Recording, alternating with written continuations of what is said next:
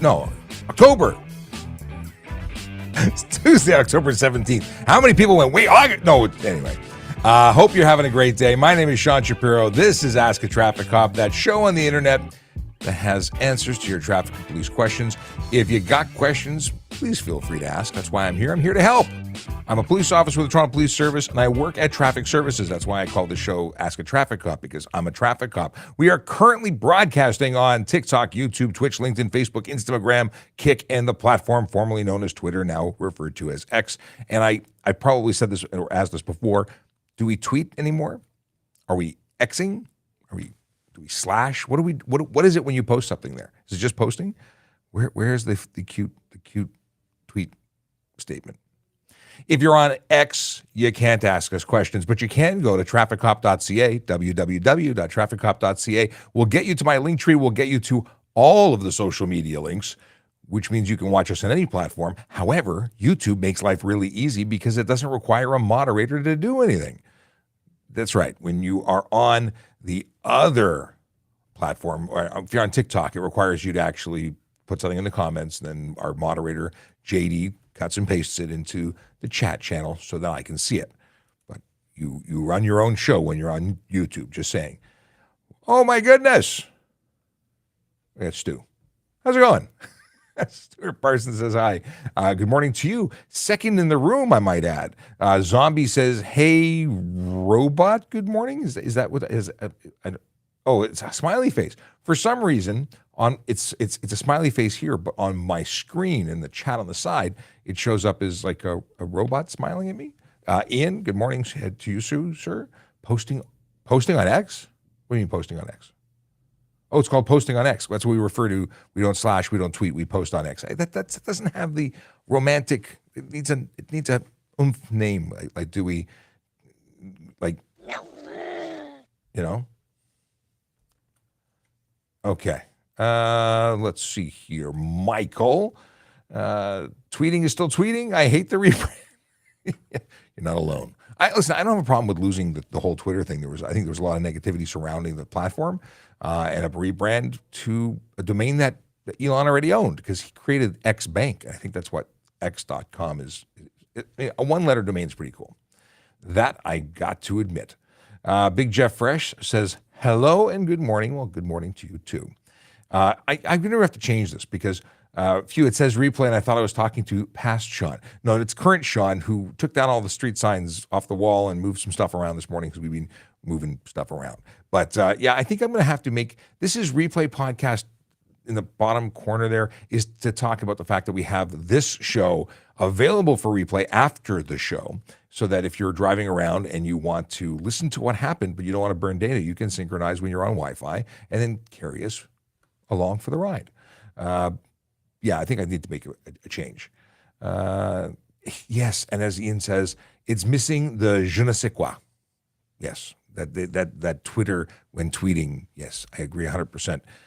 We got a comment. Sager wants to know about driving an SUV with a trailer as a G2 driver. We'll talk about that in a second. Chelsea wants to know about turning left on a red light if both are one-way streets. We can certainly talk about that in just a moment. What I do want to talk about before we get into your questions is where the Vision Zero enforcement team is today. They're going somewhere different every day. They focus on different areas of the city. They are a dedicated group of officers focused on changing driver behavior one ticket at a time. They do that by enforcing the Big Four. What are the Big Four? Well, I'm glad you asked. Speeding, aggressive driving, distracted driving, and of course, impaired driving. Those are the things that lead to serious injury and death more often than not. So we focus on those. That's not to say we ignore other offenses. We will write tickets for all of the offenses, but we definitely focus on those. So if you're doing those, expect to be pulled over and charged by them. Where are they today? 12 Division and 55 Division. Those are the neighborhoods of Weston, Mount Dennis, Rockcliffe, Smythe, the Beaches, Riverdale, Danforth, East York, neighborhoods where real people live, work, and play and deserve to be safe. It's like I've said that before or something. Yeah. I want people to be safe in my neighborhoods, and I want to be safe in other people's neighborhoods because I want to get to where I'm going and back home again every single day. And I want to do that safely without harming anyone, even myself. I usually frame it differently, but that's how I framed it today because I'm all about traffic safety. It's not just something I do at work. I actually want the roads to be safe, and I don't feel safe when I see some of these, I could use a lot of nasty words. People choosing to throw caution to the wind. And when I mean that, I mean I actually hit the gas and go really, really fast into the wind. It's not okay. I have been passed by vehicles on either side of me. I've been passed by motorcycles on the shoulder. I have been seeing some horrifically bad driving. And a lot of these drivers probably puff up their chests, and give themselves credit for being such fantastic drivers. And because you haven't hit anything or killed anyone yet, does not make you a good driver. If you're the people who are passing me at light speed, like I'm seeing on my commute, you're a horrible driver, an unlawful driver, and I would take your license away from you. Now, you're actually very lucky that I'm not on the road, because I think I'd be taking a lot of licenses away from a lot of people. And I mean that with love, because I want to help people be safer. And sometimes that means being nasty and giving tickets. Yeah. If you've ever considered becoming a member of the Toronto Police Service, I want to remind people that we're hiring, and we'll be talking about employment in just a little while. But ultimately, tps.ca/careers is a place you can go right now to get information about our hiring process. There's stuff and things to read about. So www.tps.ca/careers, everything you ever wanted to know. And of course, we'll talk about it a little more in detail in a little bit. Let's go into question one. We'll go with Sager. Can I drive an SUV with a trailer as a G2 driver? Yes, you can. SUV, truck. You are entitled as a G2 driver to essentially drive a G-Class vehicle, only with or without a trailer. The only conditions being you cannot have in the first year more than one person, in the first 6 months, more than one person under the age of 20 between the hours of midnight and 5 a.m. You cannot have more than 3 passengers under the age of 20 between the hours of midnight and 5 a.m. in the second 6 months. And of course, you must maintain a 0 blood alcohol content, no drugs, no alcohol, while you are operating a motor vehicle. And that's just the way it is. Other than that, and by the way, there's an exemption. If you're traveling with your immediate family, you can have more than those persons that are regulated in the first year. Evandro, good morning to you. Let's see here. We're going to talk about Nathan's question. We've got Dave's question, just flagging some questions. And Nathan says, good morning. Good morning to you, sir. All right. 2 vehicles, multi-lane road. We can talk about that. Let's get into the first question. Oh, that's not the first question, but I flagged it. It's the second question. Here's first question on this platform. Can you turn left on a red light if both are one ways? Okay. Province of Ontario. Let's take a swig of water.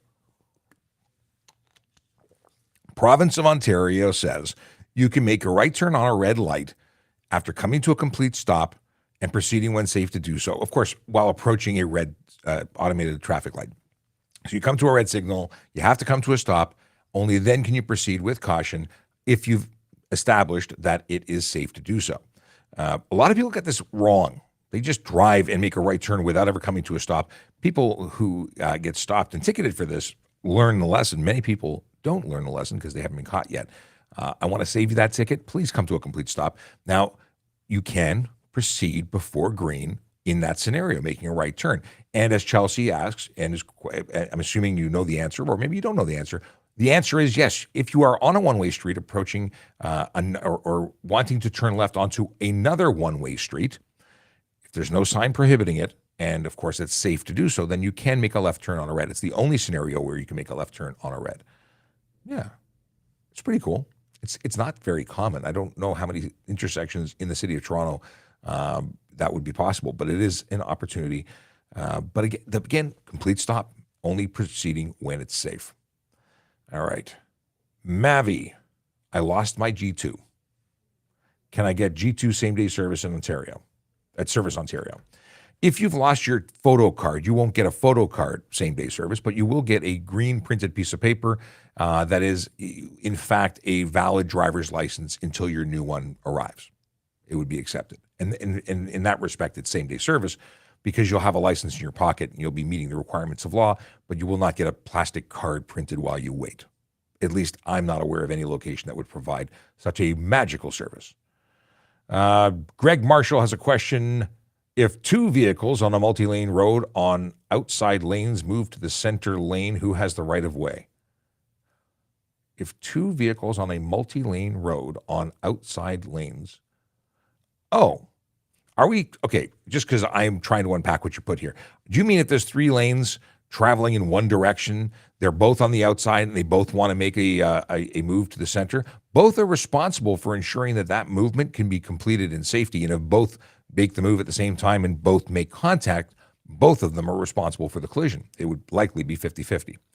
There's no, my car is red, your car is green. I'm not responsible, you are. Like, obviously, if one person was already in the lane, had moved the majority of the way, had occupied that lane, or had finished even their movement, to a reasonable perception. Most people, if you're the first person in, you almost completed your migration into the lane change, and the other person starts while you're already. Well, if they've started second, they don't have right of way, and I would say you would. But technically, until you own that lane, until you're properly within the lane, it's not your lane.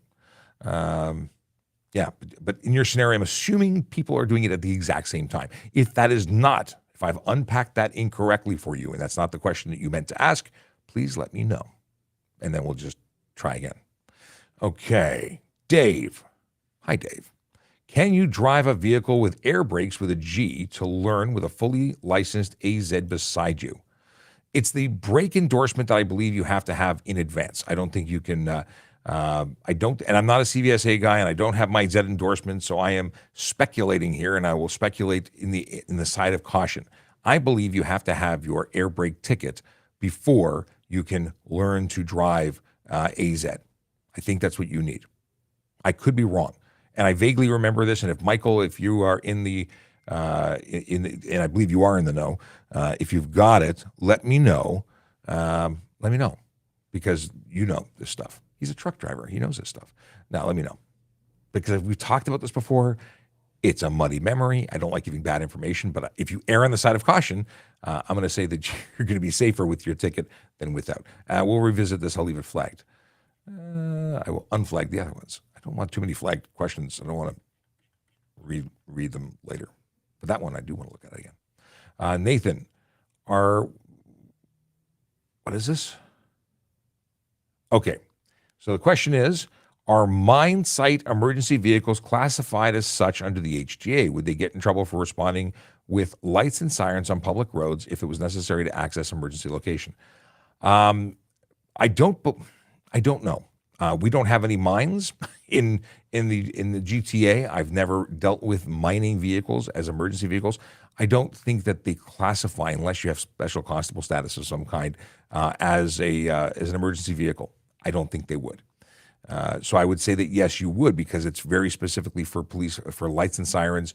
It is specifically for police, ambulance, and fire. So I'm going to go out on a limb and say that you are not eligible to use those on public property. In fact, having a siren even installed is an offense under the Highway Traffic Act. But I can't really speak to the mine site emergency vehicle side of things. I just have no experience there. But I will venture to find out more, because you've got me on LinkedIn, and we'll talk. But I'm going to make a note here, because it might be under some strange exemption, but I couldn't say for sure. All right. Avandro says, good morning, everybody. Just assume that's how you'd sound saying that. I'm kidding. I've heard your voice. I've watched your videos. Thank you for watching. And you have a question. We'll get to that in just 1 second. Let's see here. Oh, here's Michael with the answer. A question is posted about learning A-class with G-class only. Must pass A written and Z written tests to drive A accompanied. Probably no owner will allow this. Go to truck school. Well, there you go. I was under the impression that, so A written, okay, because I know that even if you don't have your A, that you can be supervised with a G, is what my understanding is. I shouldn't say I know. My understanding is that's what it is. But I like the idea of truck school. I like the idea of anyone who gets professional training. Learning from somebody else, not my first choice. Sean Chen, good morning. Good morning to you, Sean. Okay, here's a question from Evandro. If a person stops with their car in front of a pedestrian crossing, what is the penalty? And I think I'll rephrase it because I think what you're asking is if someone fails to stop and blocks maybe the pedestrian crossing. So it depends if see, because generally speaking, you have to stop before, either at the stop bar or before the crossing. So if you've stopped in the crossing, you've failed to stop, or at very least stopped at the wrong place. It's a $110 fine if it's a stop sign. Yeah, if you've crossed over the stop bar or entered the crosswalk, you've effectively run a red light by stopping in the wrong place. So there's charges there, and most likely it would be stop wrong place. I wonder if that applies to red lights as well. I've never laid that charge in that particular scenario. Let's do a quick check. I'll just search for stop wrong place and see what comes back. I know it exists for stop sign. Okay, so we have disobey stop sign, stop wrong place, $110, like I was talking about. Disobey portable red light, stop wrong place. Stop wrong place at railway crossing for buses. I don't see it for red lights, so it might just be fail to stop, and that's bad. That's not a good ticket. If it's something else, if that's not what you meant to ask me, please rephrase and come at me again. We'll talk about it. Sean Chen says, it's a beautiful day today. I wouldn't know. The sun was not up when I got here. I have not looked outside since. I will have to take your word for it. I am at crunch time. We're doing stuff and things here, preparing for tomorrow. Okay. It's another question from Mandro. Small question. Those stop here on red light, are you supposed to wait until green? I believe, and I love questions that I don't have fantastic answers for. Stop here is to specify where you are expected to stop. It's usually placed in a position where you have a strange corner. Because if you read what you're supposed to do at a stop sign, let's see if it's in this description. Okay, so if you look at a stop sign, the scripture here says, shall stop his or her vehicle or streetcar at a marked stop line, or if none, then immediately before entering the nearest crosswalk, or if none, then immediately before entering the intersection. Well, this is giving a clear distinction as to where you can stop. Do you have to wait until the green there? No. If you're able to make a right turn on red by moving up after you've come to a complete stop, that there's nothing that I can see that would prevent you from doing that, assuming it was safe to do. But we have some very strange intersections that were designed. I was going to make a joke and that would offend someone. I was going to make reference to the fact that when I was traveling by motorcycle in where was I? Tennessee, North Carolina area. People said, "Wow, these roads were laid by goat. You know, wherever the goat walked, that's where they put a road."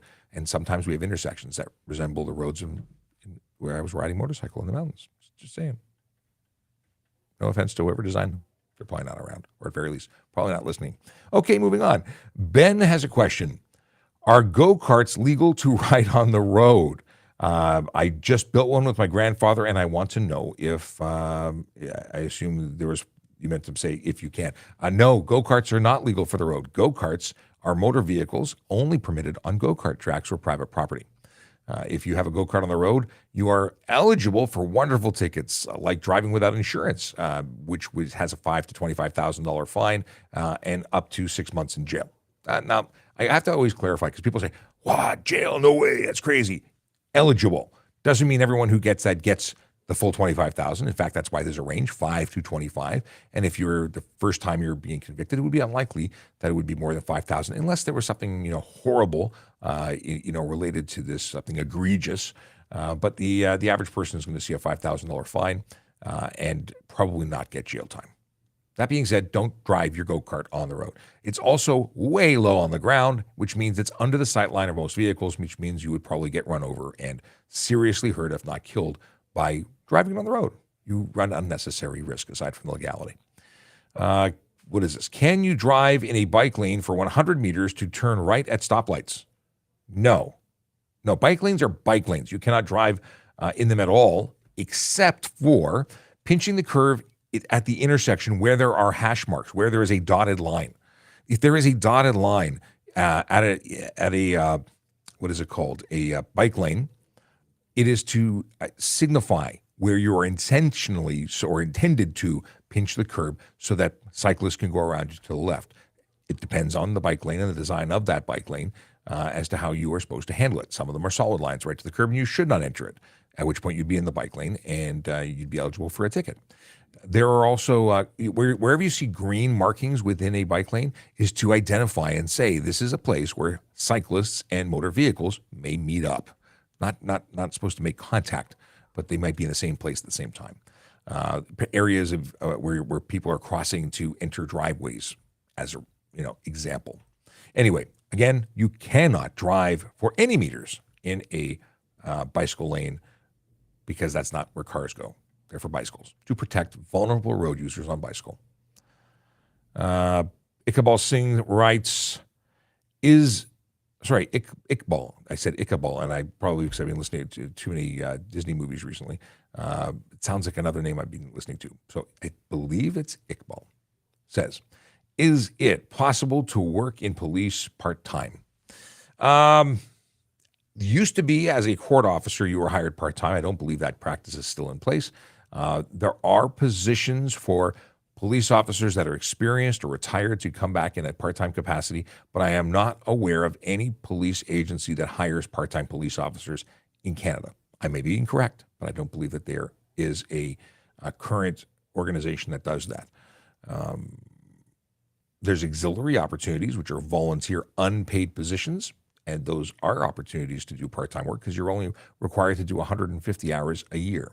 But again, it's unpaid and probably won't help you pay rent or mortgage or food. I did that for 12 years. Fantastic opportunity to volunteer. However, that's the story. Do mobility scooters on the roadway follow the same rules as bicycles? Mobility scooters are a very funny statement. What is a mobility scooter? If it's truly a mobility scooter meant for people who have difficulty with mobility getting in, and it's the middle road between wheelchair but not. So it's not capable of going quickly. It is entirely intended for moving people around in and out of buildings and to and from cars and up and down sidewalks. It's not meant for the road. Are they considered by pedestrians? Sort of, but not. Like you can be charged for impaired operation on a mobility scooter. Now, we've seen some vehicles that are marketed as mobility scooters that I don't believe are mobility scooters at all. And determining whether or not it qualifies as a motor vehicle or not, isn't that hard to do? Most of them that I've seen, I don't think qualify as mobility scooters, nor do they qualify as legal e-bikes, which some manufacturers and salespeople are trying to push them as. So I think that's a very interesting question that I don't have a really good answer for, other than what I've already given you. You have to follow the rules of the road. So if you're on a mobility scooter, and we're not going to deal with the legality of whether or not you're allowed to be on the road at all, but if you're not stopping for stop signs or lights, well, it applies to bicycles, motor vehicles, even pedestrians have to follow the basic rules of the road. So, you need to be safe. So I don't know what my question to you, Chase, is. Give me a scenario. Do you mean like stop signs and red lights, or is there something else?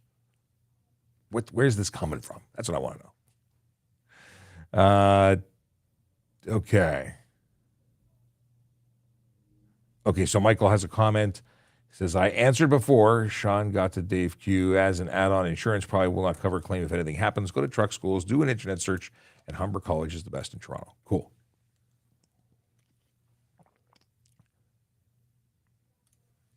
Here's a question from a different Michael. Deep question. Is there a certain event, organization, or person you would attribute to the negativity towards the police over the last few years? I don't know. I don't have a good answer. There's been a lot of dislike over situations that occur in the United States that we've been labeled with at the same time. Something happens in the States, and people think that applies to Canada, and it really doesn't. I think that media and social media do a lot of damage to police, but at the same time, don't do anything for all the good we do every single day. What we do that is good is like 99.99% of what we do. And occasionally something bad happens, something that either someone gets offended, someone gets hurt, something goes sideways, and then everyone is suddenly bad. And it's not appropriate, but that's what happens with news and media. So I don't have a specific thing. So I wish I had a better answer for you. I don't know of one thing to point out to make everyone guilty. I don't. Let's see here. What's the penalty when turning? What is this? What's the penalty when turning when there's a no turn except for emergency vehicles? The very simple one would be disobey sign. And disobey sign, I think, is $110, 3 demerit points. And that could be anything, and that would be a catch-all. I don't think there's a no turn except for emergency vehicle violation. It's a disobey sign. Let's see what the confirm. Disobey sign. $110, 2 demerit points, not 3. Every driver or operator of a vehicle or streetcar shall obey the instructions or directions indicated on any sign so erected. All right. Scrolling back. Okay, there's a question about lane splitting and lane splitting. Our motorcycles are allowed to go between lanes on a regular road on the highway. No. Careless driving, stunt driving, or dangerous driving under the criminal code are options for police officers to lay based on the observations that they see. You can't be driving between vehicles to pass them because you like to go places faster than everybody else. It's not safe. It's unsafe practice. Some places, like California, for instance, allow it. It's legal there. They acknowledge, the California Highway Patrol on their website acknowledges that it's a dangerous practice. However, it's legal. So they have suggestions about speed differential, how much faster than the vehicles. But how much faster than the vehicles you are traveling past should you go? According to them, you should reduce that, I believe. Actually, I won't even state it because I don't remember the number. It's a smaller number. The problem is that people are doing this on the road, and they're doing it like 50 kilometers faster than the traffic. Like they're really cooking past people. That's where it starts getting into stunt and or criminal dangerous driving because you're putting lives at risk. I don't trust people to get to where they're going at the speed limit because people are so distracted on their cell phones. So to then put your life at risk or put others' lives at risk, because bad things happen when you start going between vehicles, people don't do shoulder check. People are barely doing the minimum when it comes to safety. I say people broadly. Obviously, you might be a magical driver, but everybody else may not be. And even if you are a magical driver, you don't lane split. It's just, I'm trying not to be offensive, but we've seen a lot of poor driving skills and corners cut when it comes to safety. People choosing to speed, choosing to,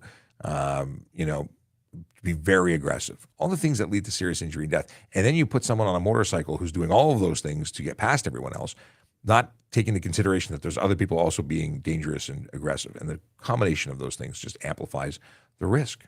And it's risk to everybody. Tim Shallow says, good morning, Sean. And I say, good morning to you, sir. I was going to say, it was nice. I met Tim's family at Fan Expo. I say family, wife and son. I think it was your son. Yes. Was it your son? Do you have a son? Do you have a daughter? I've now forgotten. I think it was your son. And I did not meet Tim because he was not there. But I met everybody else. Michael.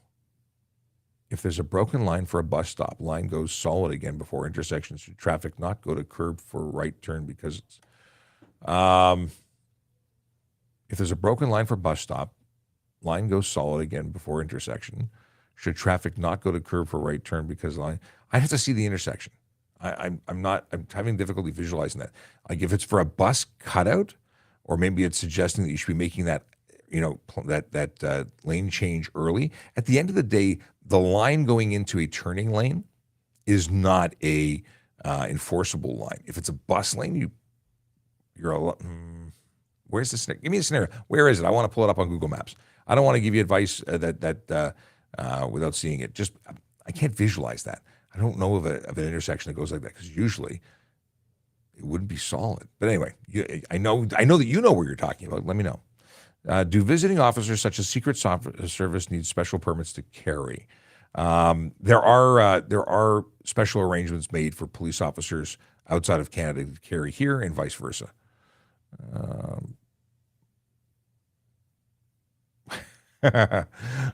When Sean can retire, will we still get you in office part-time or at home studio to keep going live? I imagine that this will be a hobby of mine well into retirement. I like doing this. I would probably still do this. Do research before buying electric vehicles like scooters or bikes. Too many buyers are unaware. Absolutely, and that goes for any electric vehicle. You're buying an electric bicycle, electric scooter, balance wheel, one wheel unicycle. There are a lot of rules, and a lot of people are buying these very expensive vehicles, not realizing they're totally illegal for the road. And in the situation of the electric unicycle, they're not permitted to be used anywhere, and they are motor vehicles, and we are charging their drivers for unsafe motor vehicles in addition to driving without insurance. It's a one-wheel motorcycle. I know it's a unicycle, but it qualifies. They have units with seats. They meet the definition. We'll charge them for everything, and it's an unsafe motor vehicle, and people are getting into crashes with them, being hurt terribly. Do your research. Call the police and ask us on the non-emergency line, or well, if you're watching the show, you already have access to the info. Calm down 19.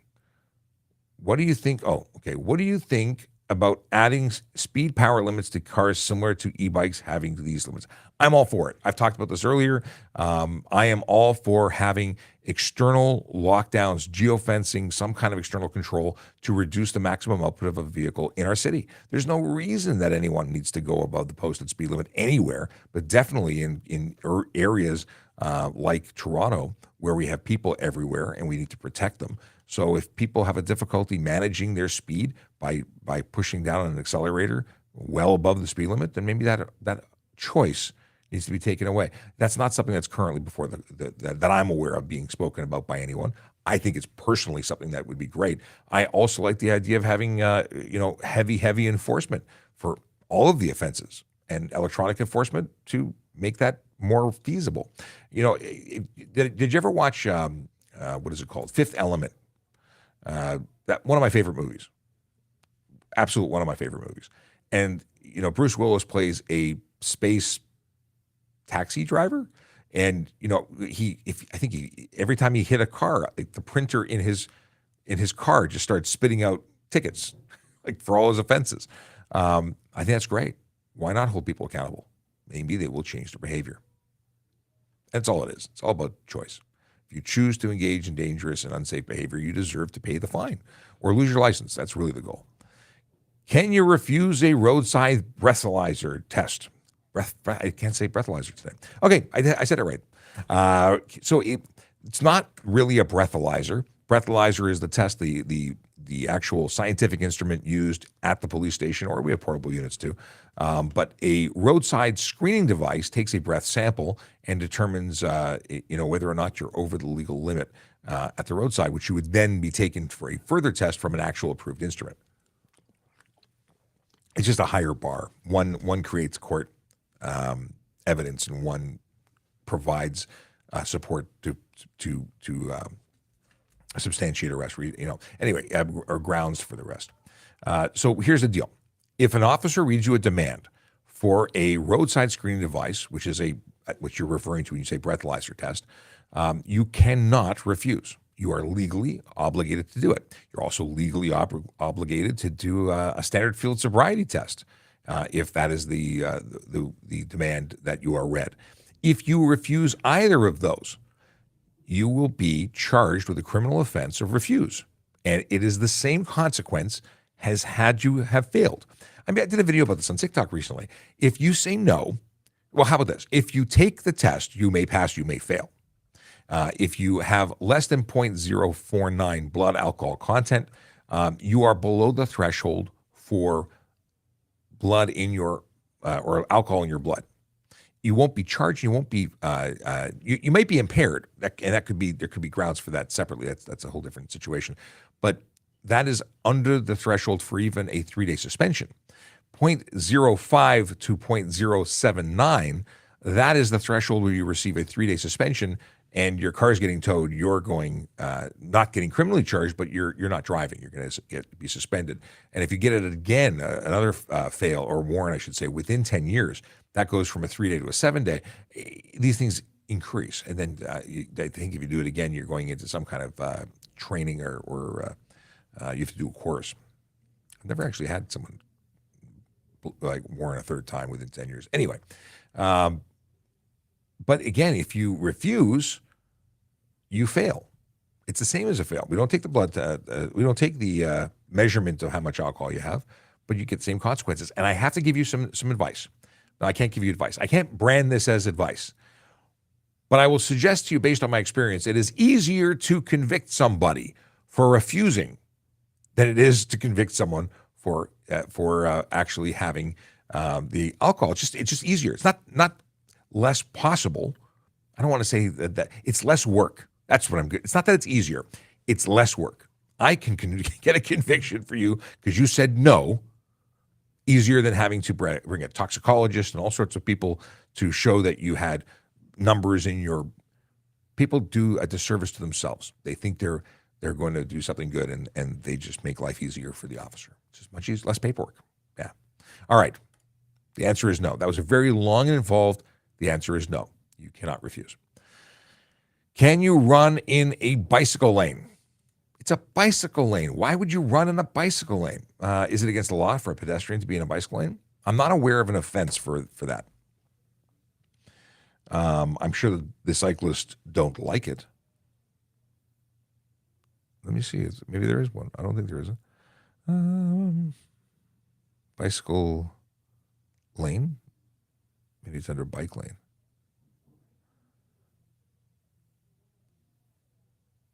I don't even have anything coming up for bike. Improper use.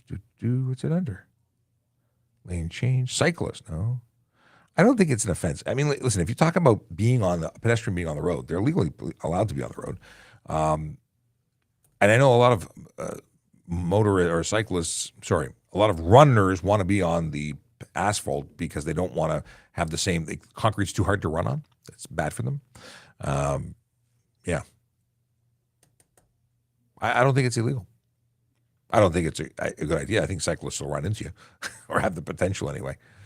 There you go. Okay. So yeah, I wait to be corrected by someone who knows more than me. I don't think it's illegal. Speed 150 miles per hour is the username. Question is, railroader here, ever have a run-in with railway police? Opinions on them? I have a friend of mine who used to be with the railway police. I've never had a run-in with them or worked with them professionally, other than the fact that he's an awesome guy who is now a local police officer elsewhere.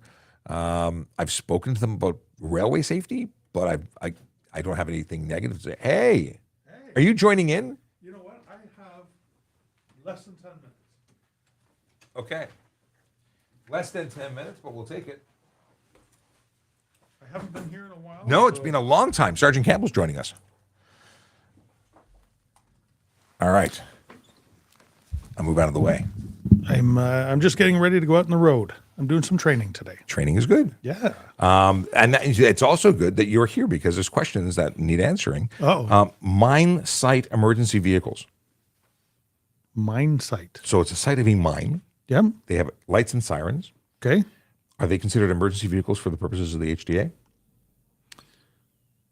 I don't know. I don't know either. Good. I'm glad we're in agreement. Yeah. I guess it would depend on what their designation is. If they are emergency vehicles, if they're medical responders, even if they're private medical responders, as long as they meet the definition under the Act, the Health Act, then It's possible. it's possible, yes. I don't want to give a ruling. I have a gavel. I got to bring my gavel in. I don't want to give a ruling. I can't say for sure. I have no experience. We have no mines in Toronto that I'm aware of. Well, that is true. But Northern Ontario, certainly, and even Eastern Ontario. So it's quite possible. And they wouldn't have red and blue flashing lights on them unless they were designated. So, Well, actually, who knows? People put all sorts of things in all sorts of places. unless they do it themselves. Bought it themselves. Who knows? I like. Here's a question. Someone wants to know about: Can runners run in a bicycle lane? That was a very recent question. We'll come back to railroaders' question since you walked in. But the question that was before was: Can a runner run in a bicycle lane? Well, would a runner run down a regular traffic lane? Well, they would. There are so if there's no sidewalk present, the instructions in the HTA would be to run contraflow on the road. That is correct. So it all depends. It does depend. So a bicycle lane is designated under the bylaw as a bicycle lane. Does the bylaw say that nothing else can be in there? No. Well, It says that vehicles can't be in there. it says motor vehicles can't be. Yeah. I would. We have separated up vehicles, pedestrians, and bicyclists for their safety. They all move at different speeds. They all take a different amount of space in the area, and their agility is all different. A car cannot swerve as quickly as a bicycle. A bicycle cannot swerve as quickly as a pedestrian. It is safer, 100% safer, to keep them all separately. We talked about that, and I think safety is the ultimate goal, but legality is the question. And I think that I don't think there's an offense for it. I don't know if there's an offense for it or not. I haven't looked at the bylaw directly related to the cycle lanes, cycle tracks, because we have a few different ones, and each one has different allowances in it. So I say it's not a good idea, but I understand why people want to do it. I 100% say it's not a good idea. Yes. Railroader, he works in the railroad, wants to know if we've ever had a run-in with railway police, and do we have opinions on them? I have nothing bad to say. A friend of mine was with the railway police and is now a police officer with another police service. They have authority to do what they do. I don't know anything. I have nothing bad to say about them. Have you ever had any experiences? I've had multiple experiences with them. We unfortunately, when there's a train collision or a trespasser that has been struck on railway lands, we would be the first responders to go out to them. We would conduct an investigation into if there was any criminality involved in it. But the railway investigation would be left up to the rail police of jurisdiction there. They're sworn in federally. So under the Railways Act, they have authority all across Canada, no matter where they are. I think some of them can go into the States too because of the railway line. In relation to their railway line if they own it in the States. So I know they have different powers than we do. HTA powers, they do. In relation to their property. In relation to their I think property. it's 500 meters from their property. So I know that my friend was a breath tech for the railway police and would stop people in and around railway crossings and charge them up. Yep, absolutely. Because it's their lands. It's their federal lands. So I have nothing but good things to say about all of our policing partners that we have out there. We're paid to say that. Well, it's true though, right? Their goal is the same as our goal to make it safer for their railways, for the people around their railways, and to keep their vehicles moving, kind of like what we do on our roads, right? We want to keep all the vehicles moving, but we want to do it safely. So, absolutely. Dieter Singh wants to know if it's legal to drive a car without a hood. And I've had this discussion before. I believe that a hood is a safety requirement. I've had a discussion with some people who race and who've dealt with modded cars. And the discussion has come down to how is the vehicle certified to be on the road when it was manufactured? And if you start removing parts, in particular the hood being an area that if you strike a pedestrian, they get caught in your engine compartment as opposed to gliding off, which is, I say gliding off like it's comfortable. But you've got spinning things there that could hurt people, and obviously hurting them with the end of your bumper is a big problem. But what happens afterwards would be a continuation of that. I think it would be unsafe. That's an interesting thought on it. And I can say that it is unsafe if there's any part of the vehicle with sharp edges that can cause damage, injury, stuff like that. But specifically a hood, I don't believe so. Yeah, I don't. There's nothing in the HTA that I can find that says must have hood, but I believe it goes to the broader safety side of things. But I don't believe it is one of the safety criteria that is even the new safety criteria, which is much more stricter for vehicle certifications. I don't believe it is. Interesting. I personally wouldn't do it. I don't know why someone would want to do it. I think it would also negatively impact their drag. It certainly would, but it increases the airflow around about their engine as well and gets rid of some heat. Yeah. Vehicles were manufactured without hoods back in the olden days. And for those, I would say those would be legal. But I will have to put a pin in this one because it's an older conversation. It was with Speedman. Yep. And the ultimate determination was we didn't think it was legal. But we have not verified that with thou shalt not drive without a hood law. So I wouldn't, depending on the whole set of circumstances, I wouldn't be charging somebody for driving without a hood. But yeah, it depends on the entire set of circumstances. Yes, it's the holistic approach to law enforcement. We look at the totality. I like that word. Devin Fleck wants to know if you have an accident, we say collision, at home. Oh, no, you're actually talking about an accident. Like, oopsie doo, I slipped and that knife went to my forearm. Are you allowed to drive yourself to the hospital on a learner's You're talking a G1? G1? No, Hard no. that is an absolute no.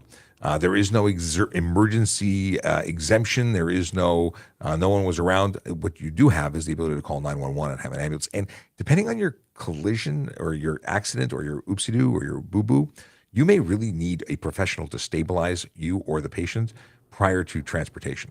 And depending on your injuries, you shouldn't, whether you have a license or not, you shouldn't be driving your car. Well, that's if what I'm it's not getting at. safe. Like, we have trained drivers, thus, police, fire, ambulance, who operate vehicles in high stress situations. They focus on what they're doing. They have training behind it. They even, at very least, they have a driver's license, which you don't at a G1.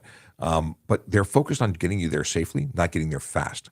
Advanced paramedic care, when they come to your house and they stabilize you, they're actually giving you the life-saving stuff that's going to extend your ability to be moved, as opposed to just getting you there. If they just put you in a bag or on a gurney and ran like they did in the old days, your odds are, get there faster, don't survive. Now you survive because they prepared you to transport. And if they transport you, you may actually not get there.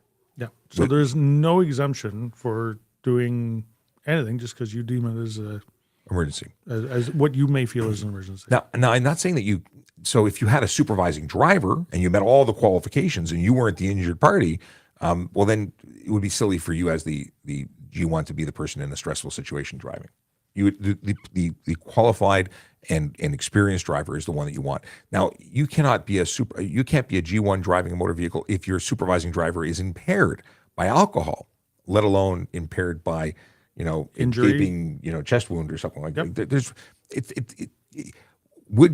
here's the thing: if you did it and you get caught, is it possible the officer will charge you? Yes, it's possible, if not likely. Is it possible that you would cause more damage if you crash the car because of your inexperience? That's a very high likelihood of outcome. If your insurance company found out about it after the collision and said, well, we're not insuring you because you're not licensed, so now you're out whatever the car is worth. And granted, the excuse is always, well, if I don't do this, they're going to die. And you may think that in the moment, but you actually may cause their death.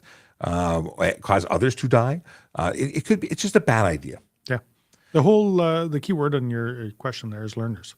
Yes. You're there specifically to learn, and you're allowed to operate the motor vehicle to learn. And driving to the hospital, that's not learning. Yeah, not a good idea. A lot of people in the States, and we have a lot of viewers in the States who say, well, I'm not calling for a $5,000 to $10,000 ambulance ride. I'm going to drive. Okay, if you choose to drive or you're in a remote area and the chances of EMS getting there before the person passes, I get the urgency. I get it. I understand. I understand both financially, but call 911, take direction from the operator. Always, don't just do something. And I've heard in remote areas where people will say, okay, we're going to dispatch an ambulance to the cross section, or you're going to meet in the middle because that's the route you're going to take, and they make a plan. So at very least, have a plan. And don't drive as a learner. At the end, yeah. Evan asks, I got a ticket for parking on the street even though I paid the parking through online. What should I do? That sounds like you might have a defense. That would be an opportunity for you to go to court and challenge it with the evidence you have because you paid. Sadly, sometimes when we do things online, we punch the wrong number in for the wrong meter. It's possible that there was a technical issue, a user error issue being typed in the wrong thing. But at the end of the day, if you have a receipt saying you paid for it, you have a defense. Yep, absolutely. So there is an avenue that you can take to dispute it. And if it's valid, you won't have to pay for it. Yes.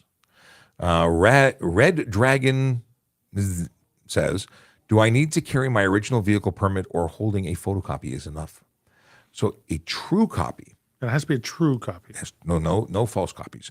True copy is really just the legal definition for a copy that is truly both sides of the document, the entire document. We used to have to put validation stickers on, so the copy had to be a valid copy of the validated original. Some people would put the stickers on the photocopy. I thought that was always entertaining. Yep. So if it's an actual copy of both sides of a valid document, then it would be acceptable. And I carry a photocopy. I don't carry a original because your original would be good to keep at home in a safe place. Yeah, it's actually a good idea to keep a photocopy in there.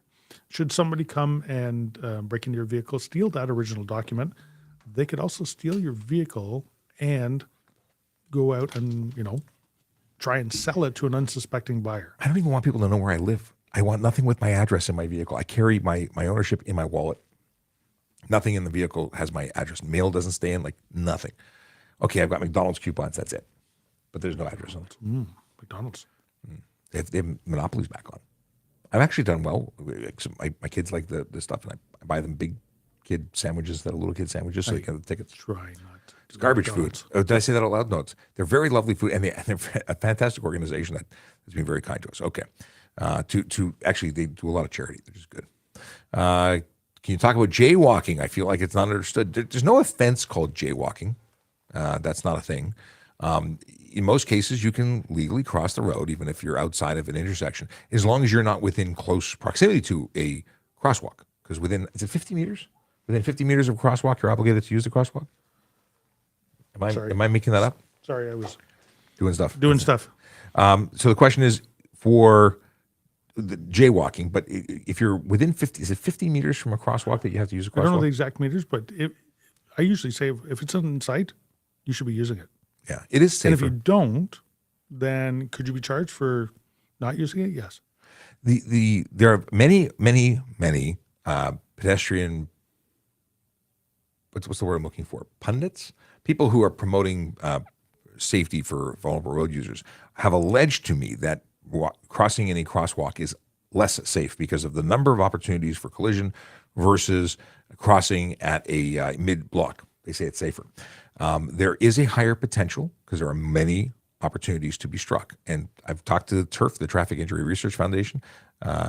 They talk about the fact that there are multiple opportunities for striking, but the speeds at the other, we see more fatalities mid-block. Yeah. The higher the speed of the vehicle, the more damage it can cause. The higher the weight that is in the momentum behind it causes the injury. It's a big kaboom or a less big kaboom. So yes, there is more opportunity at an intersection. There's vehicles that are turning, not always paying attention, but you have to weigh that with everything else that's going on. Speed, anticipation, drivers think that when it's a straightaway, they just drive. They're not expecting you. So, but that's not to say that they're allowed to hit you. They're not allowed to hit you. Most of the issue when it comes to confusion about can I cross mid-block is, are you there? Is it lawful? Is it reasonable that you can get across safely? And if not, well, then you may be responsible for the collision that occurs. Yeah, absolutely. And I've charged pedestrians. And do it smartly. Don't just run out in the middle of the road. And if there's cars coming, don't see if you can try and beat them. There's so many, and then there's so many potentials for bad things to happen. JT wants to know what can be considered hit and run besides hitting somebody. If you are involved in a collision directly or indirectly, and that means you could be the person who swerved, causing someone else to swerve to avoid hitting you, that caused a collision. Well, you were involved in that collision. Yep. You were in fact Indirectly. the catalyst of that collision. You are obligated to do certain things: stop, render assistance, provide your information, your vehicle information, your insurance information. If you don't do any of those things, there's a couple of different sections that you could be charged with. It's not hit and run. It's fail to provide, or fail to remain, or fail to report, or fail to provide an identification. Lots and lots, and sometimes you get all of them. Yep. If you are involved in a collision that meets the criteria, there's injury, there's impairment, there's damage, combined damage over $2,000, you have to make a police report. And if you don't, and it's report forthwith. Mm-hmm. So forthwith is now, unless you're directed somewhere else. Yes. So you don't have to actually hit someone. You could be indirectly involved. That's the big question that you're asking. What else is considered hit and run? Yeah. But ultimately, it's failing to report a collision. It's actually, hit and run is when you don't stop, you don't take care of the necessities of life. It's those things. Yeah. The good sergeant is alive, according to Michael. Well, mostly. I have a question. What could be the charge for first-time offender for no insurance on a vehicle? If you're driving a motor vehicle and you're driving it without insurance, the options to the court are a range of $5,000 to $25,000 and up to 6 months in jail. $5,000 is a minimum. Yes. It is not to mention the fact that if you are driving without insurance and you cause injury or you're in a collision, you are responsible personally. You're going to get sued. I know someone who they were the victim of fraud. They thought they were insured. It turns out they weren't insured, and I think it was $250,000 that they were sued for and were responsible for paying. And that was a lifetime of paying. That can affect you for many, many, many years. In addition to any charges you get. Yeah. Bad.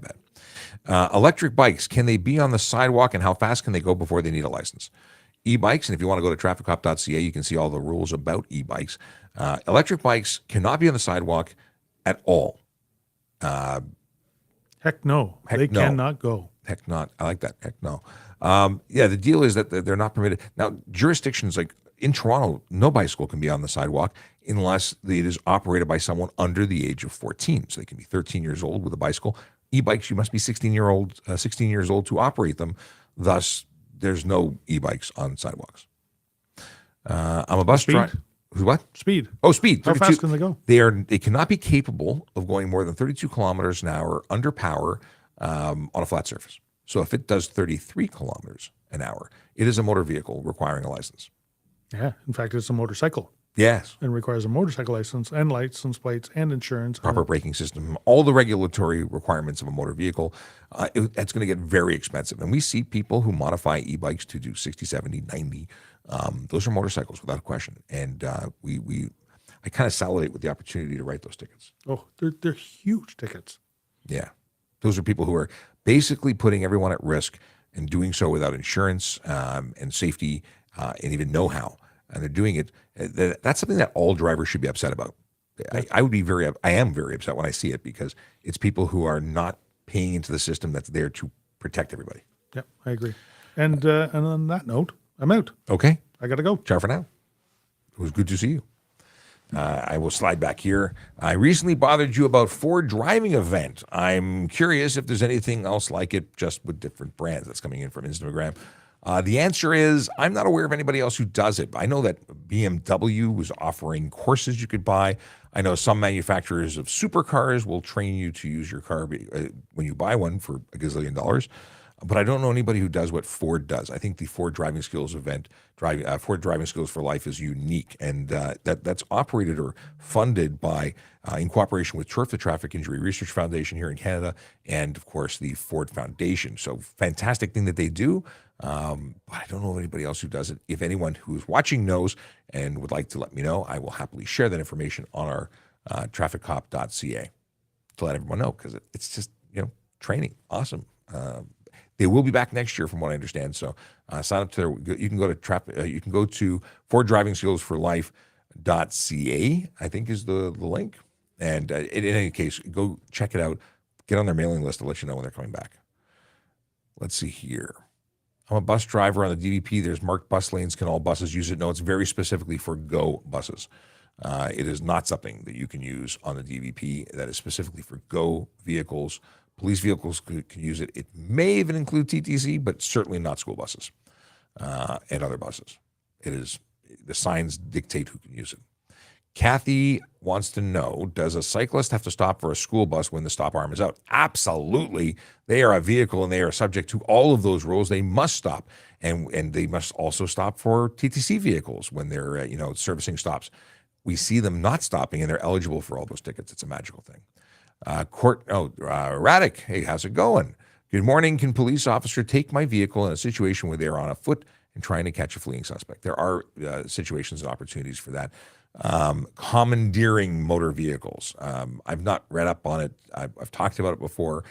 I believe we can do it. I don't know why we'd want to do it, but it happened. It has happened. It's a nightmare, I think, but my understanding is they can. And someone who knows more than me can weigh in and tell me the details of that, but that's my understanding. Something I would never want to do. But we are, in emergent situations, we're actually licensed for all. We can operate any motor vehicle. If we had an 18-wheeler that we had to move in an emergent situation, even though I have no idea how to drive an 18-wheeler, I'm permitted legally to operate it. Crazy, right? Courtney wants to know, do we still have to register our vehicles every year? Yes, you do. You have to renew them. And to do that, you can go onto our website, or at least on our link tree, which is trafficcop.ca, www.trafficcop.ca. Go there, Go to the useful links. I actually have two things there. One, the page to renew, but I also have a link to the page to set your reminders. You can have the Ministry of Transportation or Service Ontario text, email, or phone you, or all three, when your driver's license is about to expire, when your license plate is about to expire, when your health card is about to expire. Useful to sign up for free to do that. We don't have that sticker on our plates anymore to remind us. And you can do it for 2 years, by the way. Is it legal to drive without a bumper? No, bumpers are required. Is it legal to slide the back door of a mini? We talked about this. I forgot to ask. I don't believe that it is. I don't believe that you can. I don't believe that's safe. But I don't know for sure. Like, what would you? You're allowed to remove a door.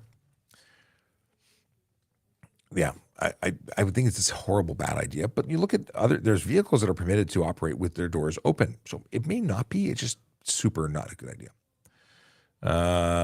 Sergeant Campbell is missed when he's not part of the show. Yes, he is. It's nice to have him here.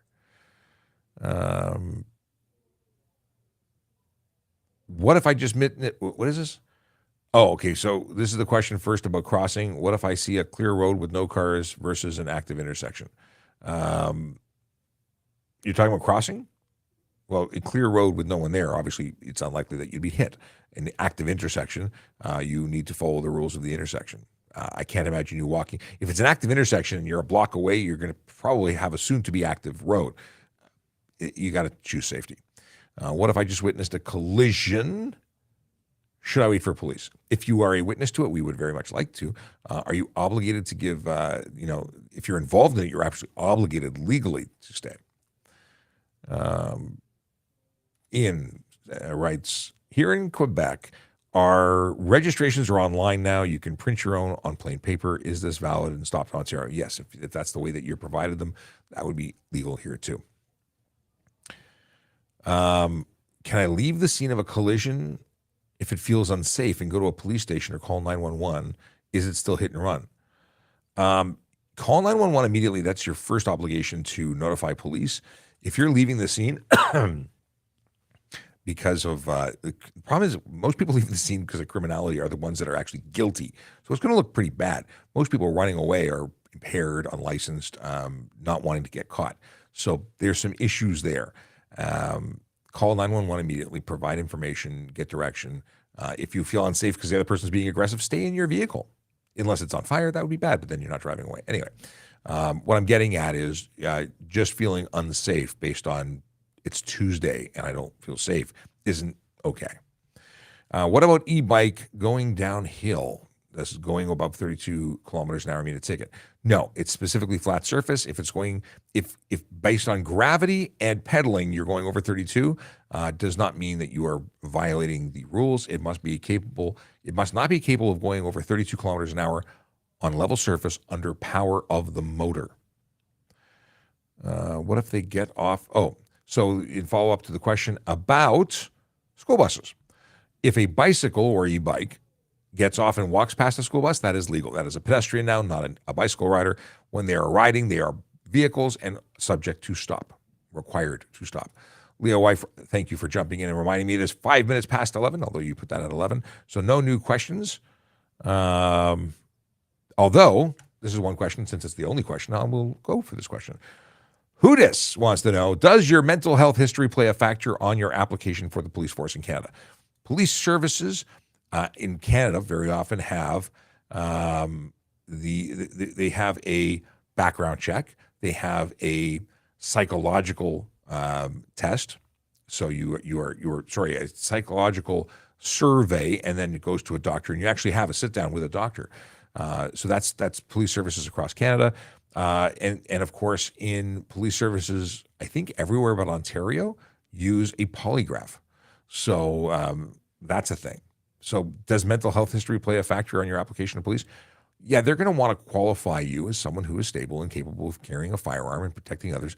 And that could, I'm going to assume, have a potential to, you've got to be able to say you're okay now. I don't know about history. I've never worked in that environment in terms of employment. I don't know if history does, but I would assume based on the fact that there's a tremendous focus on making sure that you are safe to be out in the road, representing the police service, handling firearms. Yeah. Someone called from the front desk. I can't answer the phone. And a thank you from Jabber, who says, thank you. I asked a lot, and you did. And it is the end of the show. We will be back not tomorrow, not Thursday, but Friday. So we'll see you Friday. Have a wonderful week. I got stuff and things that are happening that take priority and take me away from the show, which makes me sad in a way, but I'm actually very honored to be involved with what's going on the next couple of days. And for that, I make it okay to say, I'll see you on Friday. Have a great day.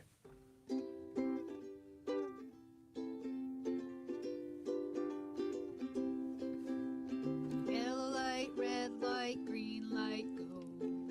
Driving safely helps the traffic flow. Watch for pedestrians, look out for bikes, and don't drive like a jerk that no one likes. Yellow light, red light, green light, go. Driving safely is the way to go. Put down your cell phone, nobody needs you to text and drive on the DVP. Yellow light, red light, green light, go. Stop at stop signs, look both ways, then go. Seatbelt, save your life indeed. And watch your driving, don't speed. Yellow light, red light, green light, go. Driving safely is the way to go. Don't drink and drive or smoke some weed, because you might go to jail and not get free. Yellow light, red light, green light, go. Driving safely helps the traffic flow. I see Crano says, can you answer my question before the cutoff? I don't know if I saw your question or if it was, what is your question? I don't see your question now.